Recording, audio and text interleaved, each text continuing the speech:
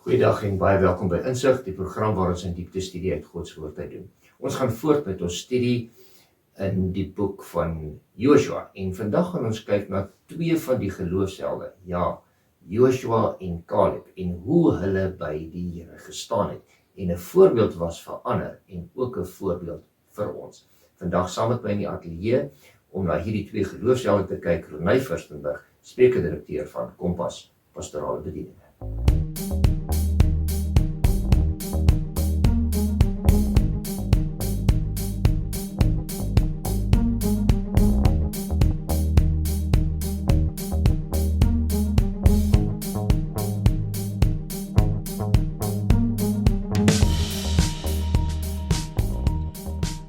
Goeiedag Renay, goed om jou weer in die ateljee te hê en ons gaan reeds al na studie nommer 8 toe. En vandag gaan ons kyk na twee manne. Jy weet, dit was vir ons baie bekend geweest net voor hulle in die land wou ingaan, die Israeliete, was daar twee manne. En vandag bestudeer ons 'n bietjie en kyk na daardie twee manne se houding en hulle geloof wat hulle gehad het. Maar voor ons begin, kom ons buig ons hoofde saam. Vader, ons sê vir U baie dankie dat ons weer in hierdie uur uit U woord kan studeer. Wil U vir ons insig daaruit gee en mag U Gees ons lei. Dit bid ons in Jesus naam. Amen. Kom ons blaai na Hebreërs toe. Hebreërs hoofstuk 13 vers 7. Ek dink ek gaan vanoggend vir ons, ek gaan vers 7 en vers 8 saam lees, want die twee eintlik maak 'n eenheid. Vers 7 sê, gedenk julle voorgangers, wat die woord van God aan julle verkondig het. Aanskou die uiteinde van hulle lewenswandel en volg hulle na. En vers 8 sê dan, Jesus Christus is gister en vandag dieselfde en tot in ewigheid. So dit is eintlik baie belangrik dat vers 8 deel is van wat ons lees vanoggend, want vandag praat ons oor geloofshelde en hoe ons moet herinner word aan die mense wat vir ons die voorbeeld gestel het in die vroeë jare, want soos dat die Here saam met hulle was, so sal hy saam met ons ook wees. En ons weet natuurlik dat hier kom die skrywer en hy sê vir ons dat ons voorbeeld eintlik dan soos Christus se moet wees. En ons weet hierdie geloofshelde wat ons vandag bestudeer, hulle het na God gekyk en hulle voorbeeld was om God na te volg in alles wat hulle gedoen het. Nou weet jy wat, dit is dis wonderlik om te kan kyk na hierdie twee manne en wat hulle gedoen het. Want daar's altyd in ons lewens, kom ons noem dit 'n mentor. Iemand na wie ons opkyk. Baie keer word ons deur van daardie mense na wie ons opkyk teleurgestel. Maar dis altyd goed om na iemand anders op te kyk om hulle na te volg. Weet, dalk 'n ma, dalk 'n pa, dalk 'n oom, dalk 'n tannie, dalk iemand in die kerk, iemand wat jy net opkyk om te sê, ja, ek wil ook eendag so vas staan in my geloof, soos daardie persoon. En dan aan die ander kant, dis dalk goed vir ons om soos iemand anders te wil wees en na hulle te wil kyk, maar nou ander kyk ook na ons. En ons moet ook dan mentors, of ons nou gekies word of nie, mentors vir ander mense wees, sodat wanneer hulle na ons kyk, dat hulle geloof opgebou sal word en nie sal val nie. Ons praat natuurlik vandag oor Joshua en Caleb. En wat ons seker so van die wegspringblokke af kan uitsonder van die twee se lewens, is dat hulle twee se geloof 'n erfenis gebring het vir die res van hulle geslagte. Dis belangrik om dit te besef, want al die ander 10 verspieders wat ingestuur was, het eenvoudig net gesê, ons is jammer. Hulle het as individue teruggekom, hulle geloof nie in die Here gesit nie, en hulle hele nageslag het Kanaan gemis. Die hele nageslag het nooit die voorreg gehad om in Kanaan in te gaan nie. Of kom ek stel dan reg, die geslag wat nou vir hulle was, hulle vrouens, hulle wat hulle daai tyd saam met hulle was, hulle moes sterf en uitsterf, sodat 'n nuwe geslag wat sy geloof gebou kon ingegaan het in die land van Kanaan in. Dis verskriklik om te dink dat ek en jy met die geloof wat ons vandag het, in die wêreldjie waar ons neergesit is, in die omgewing waar ons is, so impak kan hê, dat ons vir die mense waarmee ons vandag werk, hulle ewigheid kan kos of nie. En dit sluit die in wat die naaste aan ons is. En die besluite wat ons dan neem, en die geloof wat ons uitoefen. So kom ons gaan kyk waar kom hulle vandaan, en waar ons van hulle lees, en dan sien ons Numeri 13 vers 6. En daar sien ons, hier lees ons van Caleb. Numeri 13 vers 6 sê, van die stam van Juda. Die stam van Juda, so dis die stam wat later Dawid ook uitgekom het, né? Stam van Juda, Caleb, die seun van Jefune. So hy was die seun van Jefune. So ons sien daar, en dan miskien kan ons vers 30 en 32, 30 tot 32 ook lees.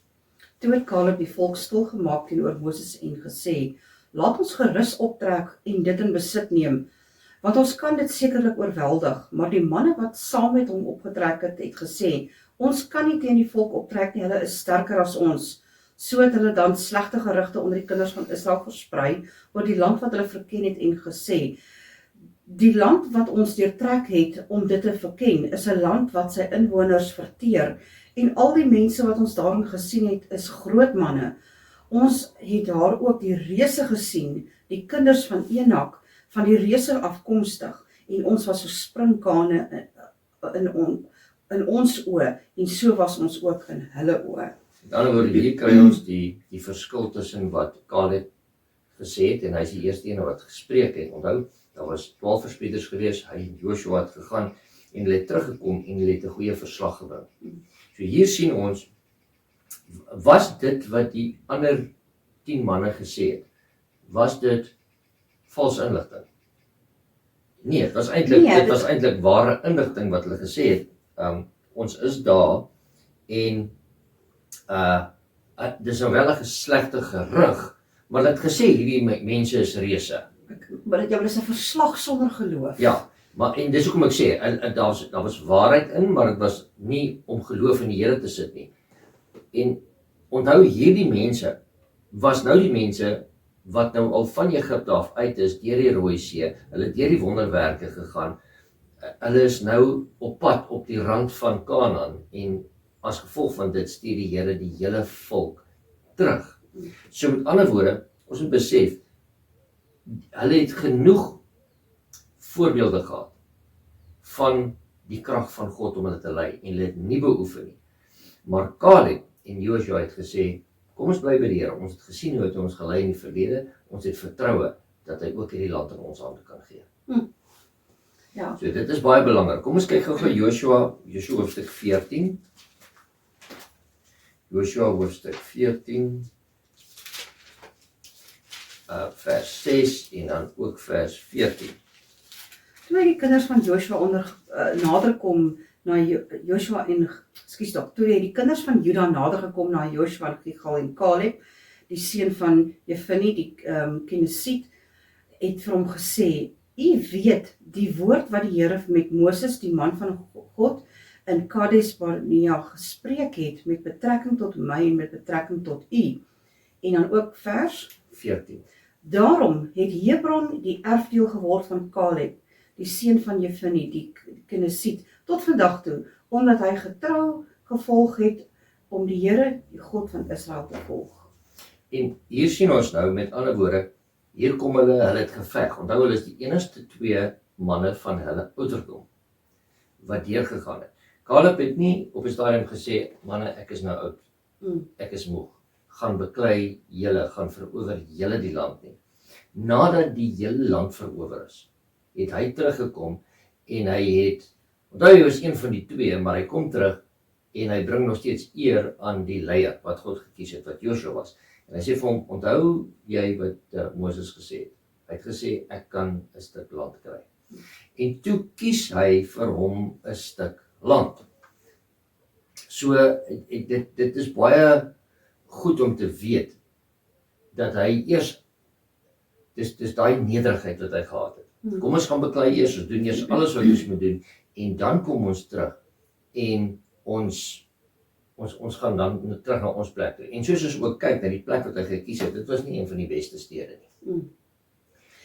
So hy was nog steeds bereid om hard te werk en nie net omdat, jy weet, ons praat van al hierdie goed en die hele Israel het ook geweet dat het hierdie twee manne was wat voorgestaan het en tog gee hulle die gedeelte wat hulle vir hulle wil hê.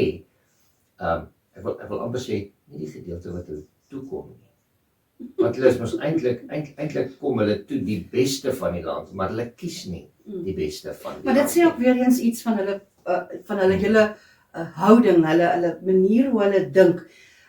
Dit wat hulle ander gun. Jy weet, ons praat vandag oor geloofshelde. Geloofshelde is nie net wat 'n vaste geloof in die Here het nie. Dis die wat die karakter van die Here weerspieël. Nie waar nie. So met die gevolg is, wat is dit wat ek en jy nou vandag eerste leer, wanneer ons bietjie gesels oor om te herinner word aan diegene wat voor ons was, wat vir ons 'n goeie voorbeeld gestel het, wat die karakter van die Here gestel het. Hoe het hulle gehandel en gewandel? Hoe was hulle etiek? Hoe was die besluite wat hulle geneem het? Dis interessant dat wanneer jy werklik dink oor geloofshelde, die een ding wat jy by hulle nie sien nie, is selfsugtigheid. Want dit is die een ding wat jy in die Here se karakter nooit sal kry nie. Is 'n selfsugtigheid waarin hy homself net wil bevoordeel nie. Ja, en hulle vertrou dan op die Here. Met ander woorde, jy hoef nie op jouself te vertrou om dinge te doen. En jy hoef ook nie ander mense te na te kom om jou vooruit te bring nie waar? Die ander ding wat ons net vinnig moet onthou is, wanneer ons vinnig kyk na Numeri 14 vers 10, en ons hoef dit te lees nie, dan sê dit vir ons daar, toe hulle hierdie getuienis gebring het, toe het hulle selfs die dood in die gesig gestaan. Want het het so beroering onder die volk gebring, dat kom ons gaan in, ons kan dit verower, dat dit al vir ons geskrywe staan, dat die volk wou hulle stenig. Met ander woorde, hulle was bereid om hulle geloof in die Here te hou, tot die dood toe. Of al het die dood hulle al in die gesig gestaan. En is dit nie vir my ook 'n uitdaging? Dit is so maklik vir ons om van ons geloofsbeginsels prys te gee. En dan hoor ek altyd die woorde, maar die Here sal verstaan. Ja. Jy sê altyd, wat ek dink die Here verstaan en wat die Here regtig verstaan, is twee verskillende Twee groot verskillende goed, ja. So, en as ons kyk na Josua, dan 14, dan sien ons nou daai gedeelte daar wat hy vir hom gesê het, maar gee hierdie bergland vir my. Nou, bergland, dit is, ek sou nou die vallei wou gevat het met die water en die velde, en hy sê, gee vir my die bergland. Met ander woorde, selfs in sy toekoms, en vir sy nageslag na hom, sê hy, vertrou net op die Here. Laat my baie dink aan Lot, wat ook die beter gedeelte gekies het, nee? Ja. En op die einde van die dag is Abraham geseën daar waar hy was. Hier's nog 'n interessante konsep. Mag dit dalk vir jou partykeer lyk asof jy dalk nie so die beste gedeelte vir jou toegeken word wat aan ander toegeken word nie. Nie waar nie. Maak dit saak watter tweedehandse gedeelte dan nou vir ons gegee word of 'n minder gegoede deel ons kry. As die seën van die Here daarin is dit die beste wat ek kan ontvang. Nie waar nie. Ja. Kom ons gaan net gou kyk. Ek lees die woorde in Numeri 14 vers 24 oor Kaleb. Dis nou na hierdie situasie met die verspieders en al die goede. Dit sê daar vir ons, maar my knegt Kaleb, omdat 'n ander gees in hom was en hy volhard het om my te volg, hom sal ek bring in die land waarin hy gekom het en sy geslag sal dit in besit neem. Nou hierdie, as ons nou dit nou mooi lees dan sien ons die ek sal hom daar bring, hy het my gevolg, dis hoofletters. So hierdie is die Here wat dit gespreek het, wat gesê het, moenie bekommerd wees nie. En ek dink dit moes by Kaleb bygebly het. Dat hy het nie op daai stadium verwag dat wanneer hy gaan opkom vir die Here en die krag van die Here, dat hy die enigste een van daai geslag gaan wees, saam met Josua, wat die beloofde land sal ingaan nie. Hy het maar net gesê, kom ons gaan verower, en ons vertrou op die Here. En ek dink hy moes hierdie woorde onthou het. En die res van die volk, die nageslagte, moes dit ook geweet het, dat hier's net twee manne. Hoekom net hierdie twee manne? En ek dink die mense moes heeltyd daarvan gepraat het. Ja. Dit is 'n interessante konsep dat die Here hom by die naam genoem het. Nou wil ek en jy dalk half sê, maar die Here het my nou nog, ek het nog nie gehoor dat die Here my by die naam noem nie. Hoe weet ek, hierdie tipe van beloftes is vir my ook. Weet jy dat die Here sê, ek het jou naam in die palm van my hand ingegrafeer. Ek het jou geken vandat ek jou van jou moederskoot af gevorm het. Ek en jy, as ons die Here die dag kies en sê, Here, hier is ek en ek behoort aan U, het ons onmiddellike keuse. Word ek die een wat altyd 'n slagofferlewe lei, of word ek die geloofsheld wat op die einde van die dag die voorbeeldlewe lei vir almal rondom my? Daardie ander 10 verspieders was die wat altyd die slagoffermentaliteit gehad het. Ons kom uit Egipte uit en ons was slawe daar en woe is me, weet daai tipe van houding. En ons gaan nie hierdie mense kan oorwin nie. Al het die Here vir ons dit beloof, ons gaan nie kon, hulle is te groot, hulle is te veel, hulle altyd hierdie slagoffermentaliteit in hulle verstande. Joshua en Caleb is die enigste 2 manne wat hulle was ook slawe in Egipte. Maar hulle die oomblik toe hulle uit Egipte vir die Here vir hulle uit Egipte uitgehaal het hulle daardie slagoffersmentaliteit een kant toe geskuif. En gesê, ons is nie meer in Egipte nie. Ja, ons is koningskinders. Ons is koningskinders, nou begin ons dink, optree en handel soos koningskinders. En ek dink daarin is 'n ontsaglike groot waarheid vir jou en vir my.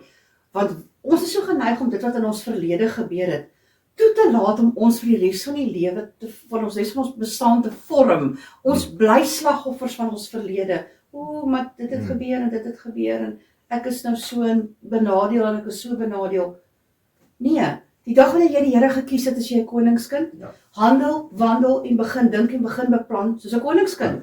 Right. So, en hier is die verskil, hè.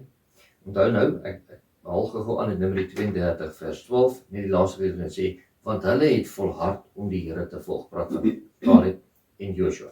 Hulle het volhard om die Here te volg. En wat het hulle gekry? Die beloofde land. Ja. Ek moet volhard om die Here te volg. Maak nie saak wat so situasies ons in die gesig staar nie.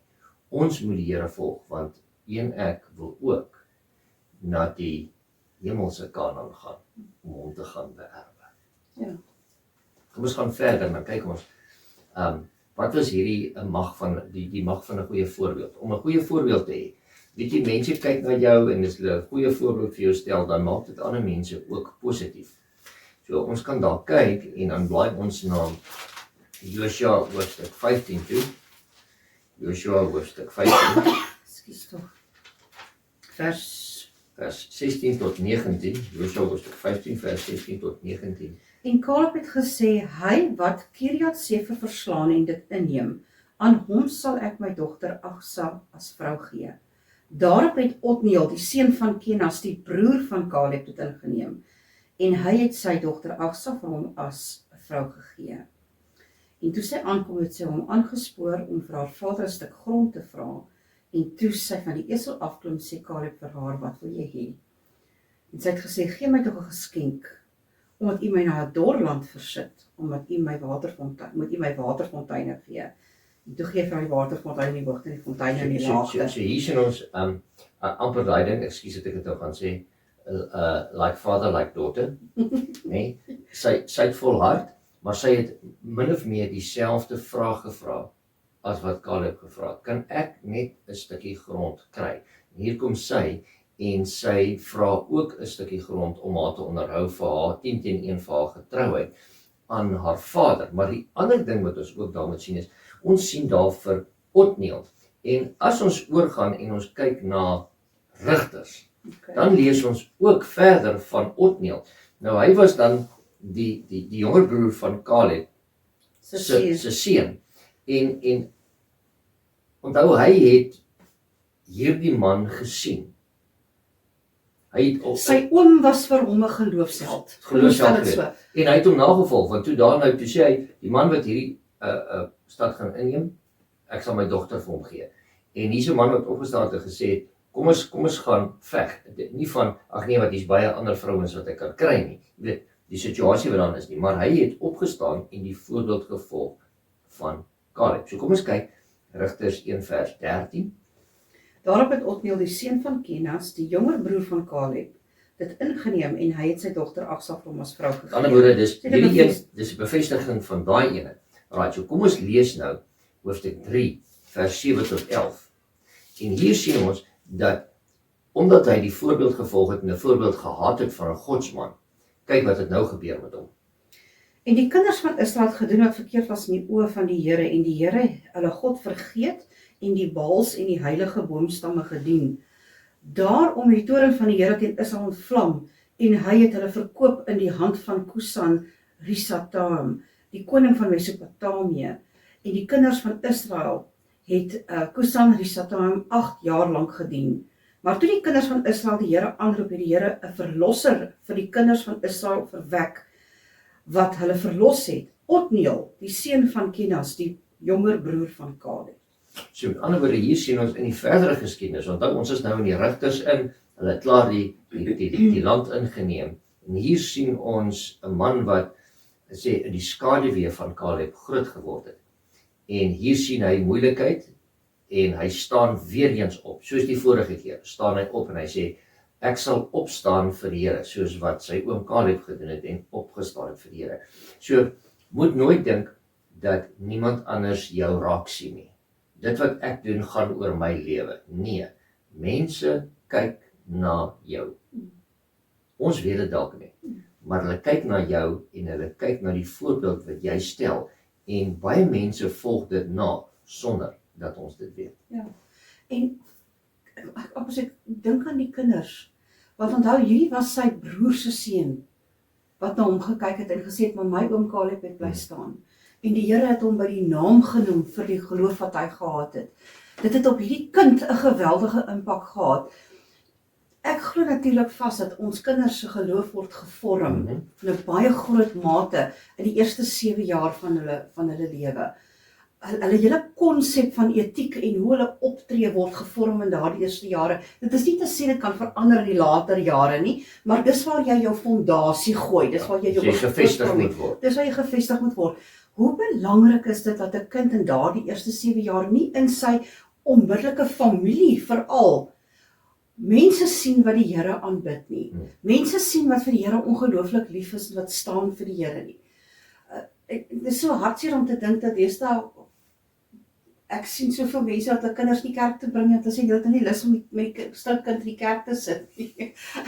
Dis 'n interessante konsep, dis asof ons ewe skielik die kinders probeer weghou van die plek waar hulle juis moet wees, waar hulle die ondervinding kry en waar hulle met ander geloofshelde in aanraking kan kom. Omdat dit vir my gemakliker is nie. Ek het eendag, 'n paar jaar terug het ek gehoor het iemand gesê, 'n jong man het opgestaan, vroegmôre, dit was 'n familiebyeenkoms wat hulle bymekaar gekom het, en hy het opgestaan en omdat daar mos 'n familie was, het almal nie in hulle kamers geslaap, ons maak ons plek vir die ooms en die tannies en almal wat hulle moet kom slaap. En die jong man het opgestaan en toe hy deur die sitkamer loop om badkamer toe te gaan, toe sien hy sy pa in een hoek gekniel bidend. En hierdie jong man het dit later vir my vertel en gesê wat so groot impak dit gemaak het, dat baie keer kom ons, ja, en ons bid vir ons kinders, en ons bid vir ons familie, maar ons doen dit een kant waar niemand ons sien nie. Nou, ek veronderstel, hierdie man wou ook nie gehad het die ander mense moet dalk sien waar hy gaan bid nie, en hy wou een kant gewees het. Maar wat 'n voorbeeld is net dit, dat ons kinders ons sien op ons knieë, en dat ons intree verander. Ja. En dis 'n baie belangrike voorbeeld wat ons moet stel, om vir hulle in te tree. Ander ene is, jare terug, toe iemand wat ons goed geken het, toe die persoon se moeder oorlede is, toe hy by die graf staan, toe sê hy, wie gaan nou vir my bid? Ja. En hierdie is dinge wat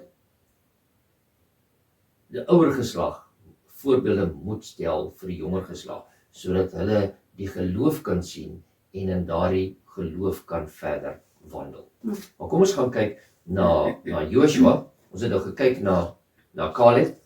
Ons gesien hy het sy stuk grond gekry, hy was geloofsheld, hy het vasgestaan vir die Here, maar hy was ook nederig deur nie die beste te vra nie. Kom ons kyk na Joshua, en ons lees in Joshua 19 vanaf vers 49 tot 51. Toe hulle die land volgens sy grenslyne as erfenis geheel verdeel het, het die kinders van Israel aan Joshua, die seun van Nun, 'n erfdeel onder hulle gegee. Op bevel van die Here het hulle hom die stad gegee wat hy gevra het. Timnat-Serach op die gebergte van Efraim, en hy het die stad opgebou en daarin gaan woon. Dit is die erfdele wat Eliezer, die priester en Joshua, die seun van Nun, en die familiehoofde en die stamme van die kinders van Israel as erfenis uitgedeel het, deur die lot in Silo voor die aangesig van die Here by die ingang van die tent van samekoms, en hulle het die verdeling van die land beëindig. Nou baie interessant, Hy het ook 'n berggedeelte hy het ook 'n berggedeelte gevra, maar syne was baie naby aan waar hulle die tabernakel opgeslaan het. Weereens is ons mag dalk sê, maar dis toevallig, maar hy het gesê, ek wil 'n plek hê wat naby aan die simbool is, wat die God was, wat vir my saam met Moses 40 jaar deur die woestyn gelei het, maar ook in hierdie beloofde land gebly het, wil ek naby aan die Here wees. Maar baie interessant, hy het kom en hy het kom verdeel. Hy was die hoof, maar nadat hy alles verdeel het, dit is amper soos iemand wat opstaan as daar 'n groot event was, ekskuus vir die Engelse woord, geleentheid was, en dan staan iemand op en hulle bedank almal vir hulle harde werk en hulle bedank almal vir hulle harde werk. Dan weet ek normaalweg kom iemand anders, normaalweg, dit is nooit beplan nie, staan iemand anders op en hy sê, maar ek wil net vir die persoon wat nou almal bedank het, ook net bedank. Jy weet so, hier kom hy en hy kry sy stuk grond, sy erfdeel. Nie net onder die kinders staan nie, maar hy kry sy eie gedeeltetjie. En hy kies ook 'n bergagtige gedeelte en hy wag vir heel laaste. Hy kon gesê het, as die leier, omdat ek julle gelei het, die Here het my gekies, kan ek eerste kies.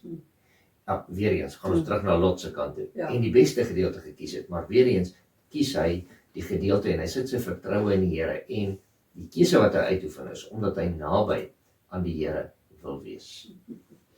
Baie interessant, baie interessant. So, as ons kan kyk, ek het 'n lektor gehad op college, wat altyd gesê het, en ek gaan dit nou in Engels sê, want hy het dit in Engels vir ons gesê, by beholding you become. Deur aanskouing word ons, of deur aanskouing vorm ons, word ons gevorm, deur ander se voorbeeld te aanskou, maar nie net dit dan te aanskou nie, maar dit ook na te volg. Een van die voorbeelde wat hy gegee het, terwyl hy vir ons blaai daar na Hebreërs toe, het hy gesê, daar was 'n egpaar wat na hom toe gekom het, en hulle was van plan om te skei. En hy het die voorbeeld vir hulle gegee, hy sê, okay, totdat julle by die skeidatum uitkom, gaan net huis toe, en maak net of julle lief is vir die ander ene. Gee 'n paar liefdeswoordjies, moenie dit nie ondraaglik maak vir die volgende 2 maande wat julle nou wag vir die skeidatum, en elke ding nie, en hulle kom seker so na 6 weke na hom toe terug, en hy sê, okay, is julle dan nog op goeie voet met mekaar, hoe wil julle uit mekaar uitgaan, is julle reg vir hierdie ding om te skei, het julle alles uitgesorteer, nee, ons wil nie meer skei nie, en hy sê vir hulle, nou, hoekom nie? Nee, want ons het eintlik agtergekom, die ander persoon in die huwelik, is eintlik 'n baie goeie persoon, en dit is daai van, hulle het aangehou om goeie woordjies vir mekaar te sê, om mekaar goed te behandel, en dis wat dit is, deur aanskouing word ons verander, deur dit in te oefen, word ons meer soos Christus. Ja. Het is jammer om te dink dat ons dit verloor, langs die pad. Daar is nou nie 'n mens wat nou vandag hierna luister, wat nie kan sê, maar die Here het nou nie al vir ons, was vir ons goed en was met ons nie, maar die wêreld het daarom nou al vir ons goed geruk en gepluk. Ons het ook nou al 'n goeie paar houe by die wêreld gekry nie, maar ek en jy het 'n keuse op die einde van die dag. Hoe gaan ons hierdie lewe afsluit? Ja. Gaan ons dit goed afsluit, of gaan ons toelaat dat die wêreld se ruk en pluk en se bietjie houe wat ons gekry het, of baie houe wat ons gekry het, van ons hierdie bitter onvergenoegde mense maak? Daar's hierdie konsep van begin goed, doen goed, maar eindig ook goed. Ja. En veral vir jou en met my wat met geweldig baie mense te doen kry, daar's niks so hartverskeurend soos om by 'n bejaarde te kom wat jy nou baie jare laas gesien het, en jy het hierdie mens geken as 'n geloofsreus in die kerk. Jy het hierdie mens geken in die vleur van hulle lewe, waar hulle vasgestaan het vir die Here, gewerk het, geëiwer het vir die Here, en nou, na jare sien jy hierdie persoon weer in hulle hoë ouderdom, en hulle het hierdie verbitterde mense geword. God en sy gebod is nie meer in hulle lewe van toepassing nie, want ergens het daar nou iets gebeur wat hulle nou op so 'n punt gebring het, dat hulle besluit het die Here is nie meer vir my nie, of hulle is kwaad vir mense, en die hardheid wat hulle ervaar het in die situasie, het hulle so hardvochtig gemaak, dat daar nie meer 'n lêplek vir die liefde van die Here in hulle is nie. Dit is eintlik skrikwekkend. Ek en jy kan nie net goed begin nie.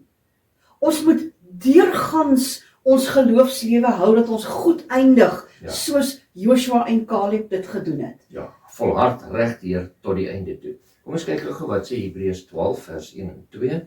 Daarom dan, terwyl ons so 'n groot wolk van getuienis rondom ons het, laat ons ook elke las aflê en die sonde wat ons so maklik omring, en met volharding die wedloop loop wat voor ons lê. Die oog gefestig op Jesus, die leidsman en volëinder van die geloof, wat vir die vreugde wat vir hom voorgehou is, die kruis verdra het, die skande verag het en aan die regterkant van die troon van God gaan sit het. Baie interessant hierso, so met ander woorde, ons moet die wedloop, omdat ons getuienis het, omdat ons ervaring het, as ek dit nou so kan stel, van hoe die Here ons gelei het, volhard in hierdie wedloop, want ons almal weet, dis is 'n wedloop wat ons besig is, en hoe langer jy hardloop, hoe moeër raak jy, dan raak die kilometers wat nog oor lê, die tyd wat nog oor lê, voel verskriklik lank, maar hier is die antwoord, hou die oog gefestig op Jesus. Moenie begin kyk na die skare nie, moenie begin kyk na die lang pad nie, hou die oë gefestig op Christus, want hy het selfs in die moeilike tye, die tye toe dit vir hom moeilik was, het hy aangehou, en vir wie het hy aangehou? Vir een vir my, en dit is wat ons moet altyd besef, dat ons die oë gefestig moet hou op hom. Ek gaan vir u lees 2 Korintiërs 3 vers 18 en dit sê, en terwyl ons almal met onbedekte gesig soos 'n spieël die heerlikheid van die Here aanskou, word ons van gedaante verander na dieselfde beeld. Hier kom ons by die aanskouing, word ons verander. Wie moet ons aanskou? Wie is ons groot voorbeeld? Christus. Hou die oë gefestig op Christus. Want dan sal ons dieselfde beeld verander van heerlikheid tot heerlikheid as deur die Here wat die Gees is. Met ander woorde, kom ons volhard in ons stryd. En ons is al weer besig, en 'n jaar is al weer besig om uit te loop.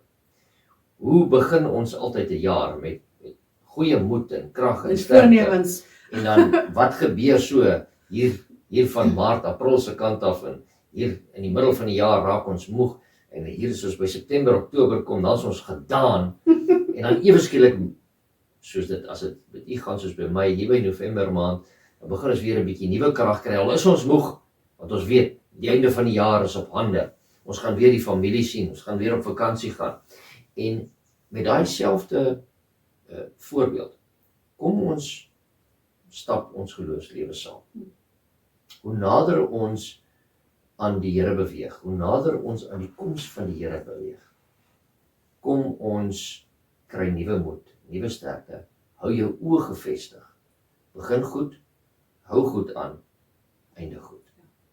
Renai, dit was goed om saam met jou in die ateljee te wees, dit was goed om saam met u te kan kuier. Jy vir ons afsluit met 'n gebed. Ons bid saam. Liefdevolle Here, baie dankie vir die voorreg om herinner te word daaraan dat daar geloofshelde in ons lewens is, in wie ons u karakter sien en by wie ons kan gaan aanklop wanneer dit vir ons voel die lewe raak vir ons te veel. Maar op die einde van die dag, Here, kan ons nie die slagoffermentaliteit behou wanneer ons as gereddenes van die Here op hierdie aarde wandel nie. Herinner ons daaraan dat ons die geloofshelde verander moet word, dat selfs die klein kindertjies na ons kyk en herinner moet word en moet sien hoe 'n kind van die Here dink, hoe hulle handel en hoe hulle beplan vir die lewe. Want Here, dit is waarvoor ons op hierdie aarde geplaas is om 'n spieelbeeld van U te wees. Ons vra dat U dit 'n waarheid sal maak in ons lewens. Amen. Amen.